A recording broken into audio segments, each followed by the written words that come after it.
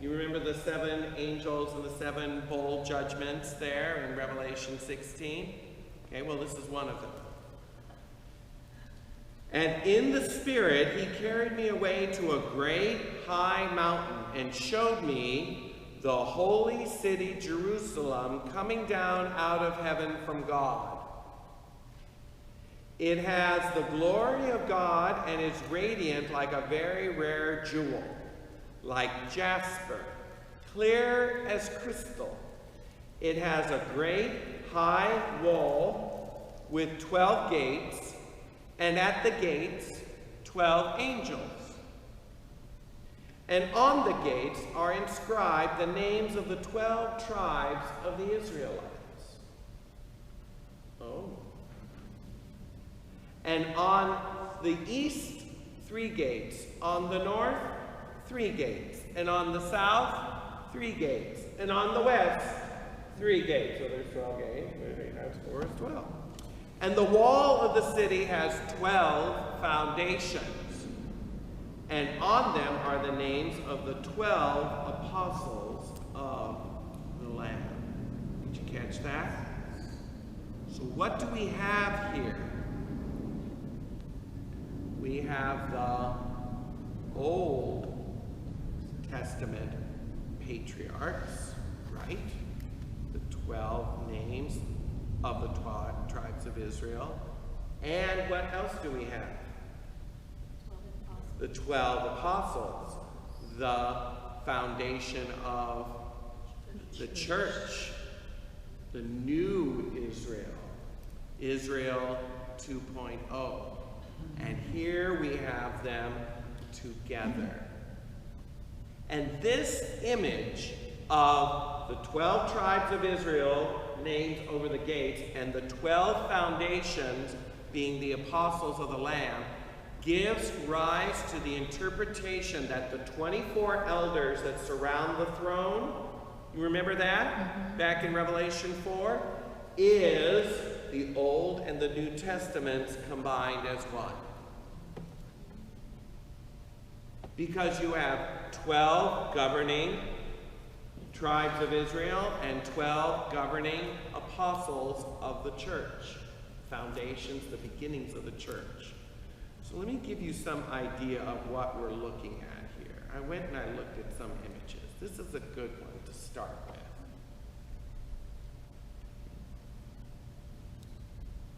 I like this because it has 12 foundations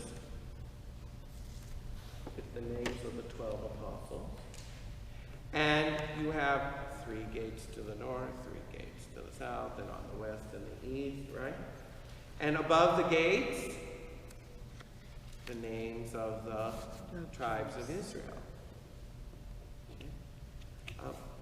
I like this image. Because, you see, we'll read about this, but each of the gates is a single pearl.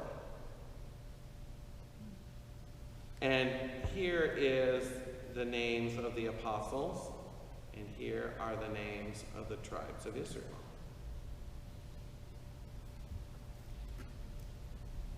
And there is an angel at each of the gates, right? And we're about to read how there's one angel that's got a measuring rod, and he's measuring all of the gates. Pretty good. I like it. I like this image. By the way, this is where we get our imagery of heaven having pearly gates. You ever wonder about the pearly gates, where that comes from? Well, it's not heaven, as we understand it. It's actually the New Jerusalem. The streets of gold idea, again, this comes from this part of the book of Revelation. We're about to read about that. This is where it comes from. We've equated or have attributed to heaven what is, if you will, technically proper, the New Jerusalem, which is the church. This is all imagery describing the church in her glorified state, in her purified state. This is what she is like. Okay? So let's go back here. Let's read a little bit more.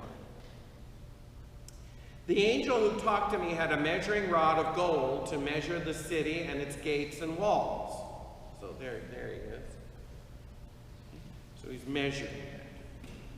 The city lies 4 square, its length the same as its width, and he measured the city with a rod, 1,500 miles. Its length and width and height are equal.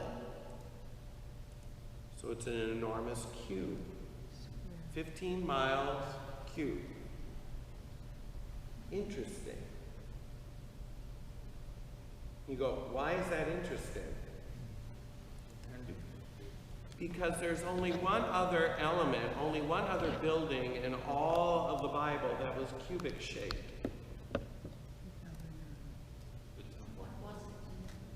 You're warm. You said the temple? Tabernacle. Huh? I'm sorry, I can't hear. No, not the ark. The ark was a rectangular box. I'm talking about a building. Temple. What part of the temple? The Holy of Holies. The Holy of Holies was a perfect cube.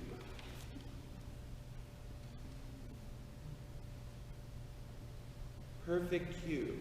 15 feet high by 15 feet wide by 15 feet long. Interesting. This is the plans. This is the floor plans. This is looking down onto the tabernacle that Moses built. This is where the Holy of Holies is. It was a perfect cube. And in the center was the Ark of the Covenant. The holy place was a rectangle, and it had the candelabra, the place of showbread, and the altar of incense. Here's a drawing of what the tabernacle in the wilderness would have looked like by scale. This is a priest. He would go through the curtain, and in here would minister, keeping the lights on. This is where Zechariah was ministering when Gabriel came to him. Remember Gabriel? And said, you're going to be the father of John the Baptist. He was right here in front of the altar of incense. Gabriel was standing at his right here, when that happened. Behind this curtain was the Ark of the Covenant, and as you can even see here, it's a perfect cube. 15 feet high, 15 feet wide, and 15 feet long. So it's interesting that in this modern translation, it translates it as 1,500 miles by 1,500 by 1,500. You go, well, what? The Bible wasn't written in miles and feet and inches. What was it originally? 12,000 stadia. That's the literal Greek. And a stadia was a unit of measurement. Okay? 12,000 by 12,000 by 12,000. Okay? So what does that have to do with anything? Well, why is the New Jerusalem pictured as this giant cube?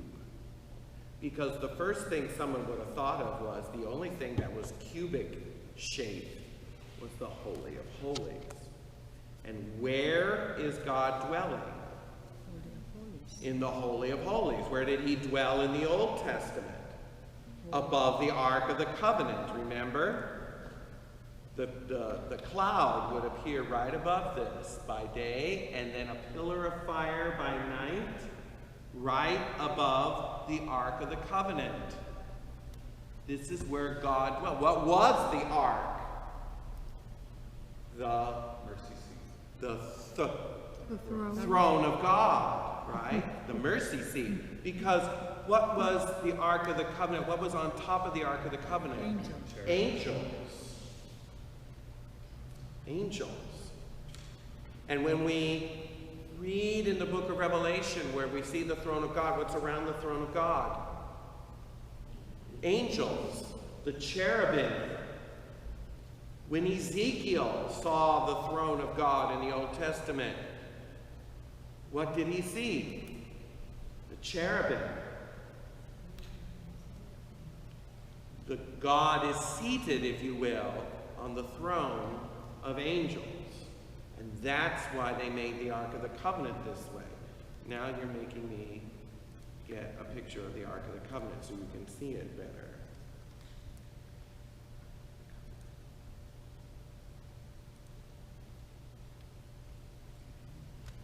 This is good.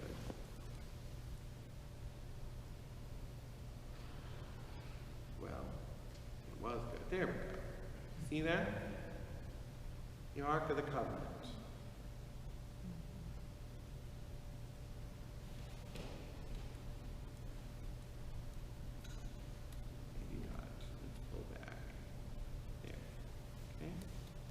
So here are the angels.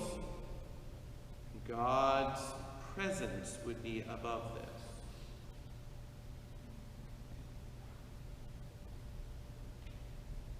So the next time your Protestant brothers and sisters say, we don't need statues, we don't need pictures, we don't need all of that. Oh, we don't need all of that stuff. Why do you Catholics have all these statues as if it's idol worship? Well, you say, well, it's funny.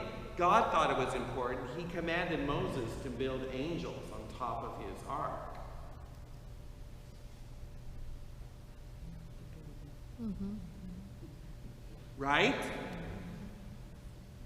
All right then, shut up. Why? So that everyone that was in the presence would know that this is the throne room of God. See, we are not like angels. We are not pure spirits, pure intellects. We are physical beings, and we need these kinds of physical things in order to get us in touch with the Spirit. That's just who we are. We are embodied spirits. We are a unique creation of God. The angels are pure spirits. They have a spirit body. Humans have a physical body and a spirit as well. That's together. That's how we were created. We're a unique creation in that respect. That's why it's such a tragedy that when a person dies. Because what happens? The spirit is separated from the body, and you end up with a ghost and a corpse. That's not human. That's not human. Do you understand what I mean by that's not human? Because we're not pure spirit. We're not our body. We are an embodied spirit. Angels don't have that.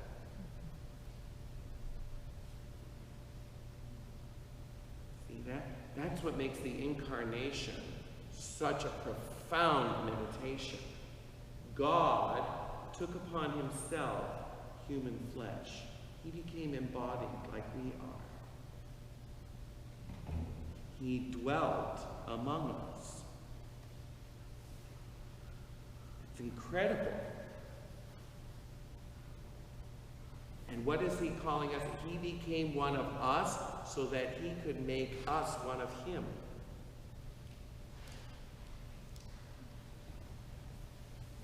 Right? Isn't the whole goal of redemption that we become like Christ? We become embodiments of Christ?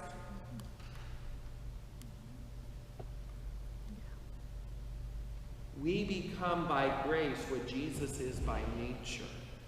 That's how the theologians describe it. This is a profound meditation. This is more than just accept Jesus into your heart kind of salvation.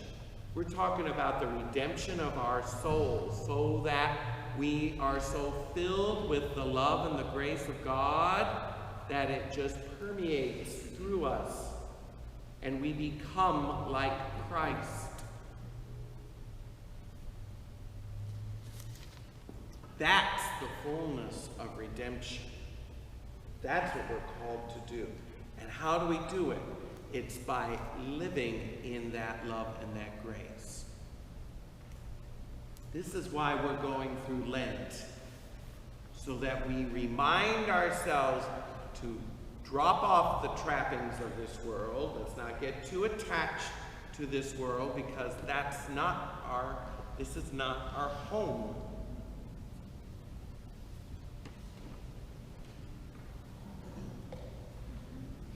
Lent is a time for us to remind ourselves to focus on those things above, not on things beneath. And in the Old Testament, this was how it was done.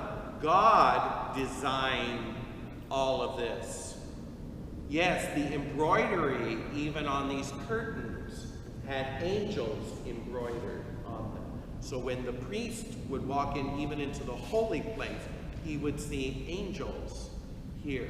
He was no longer in the world, he was in the presence of God. This was a bit of heaven on earth.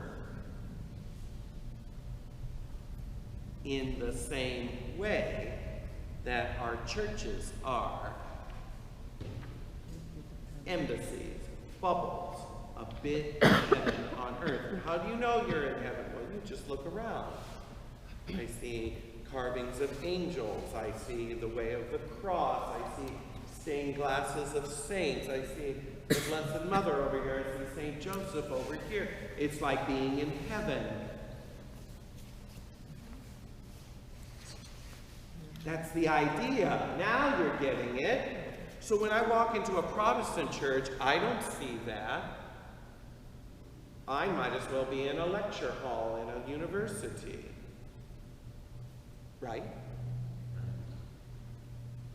See that? See the difference? Do they have the cross or no? Sometimes they do. But, I mean, that's nice. I'm not discounting that, but in some places you don't. And it's like there's something very Monarchian about it. Monarchias is a heresy. They believe that we don't need these kinds of trappings. We only need our intellect to focus in on God. Well, again, that's a nice sentiment, but we are not angels. We are embodied spirits. We need the material to speak to us of the mysteries of God, to elevate our hearts and our minds.